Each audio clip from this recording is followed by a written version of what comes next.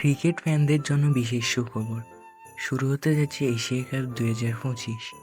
আগামী 9 সেপ্টেম্বর থেকে আফগানিস্তান বনাম হংকংয়ের ম্যাচ দিয়ে শুরু হবে এবারের আসর।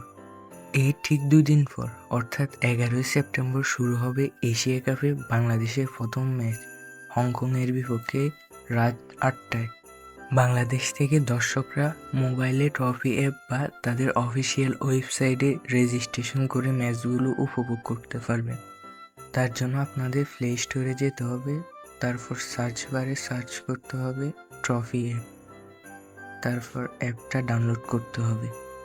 আর ওয়েবসাইট থেকে দেখার জন্য ক্রোম ব্রাউজারে প্রবেশ করতে হবে, তারপর সার্চ বারে সার্চ করতে হবে ট্রফি, তারপর ওয়েবসাইটে প্রবেশ করতে হবে।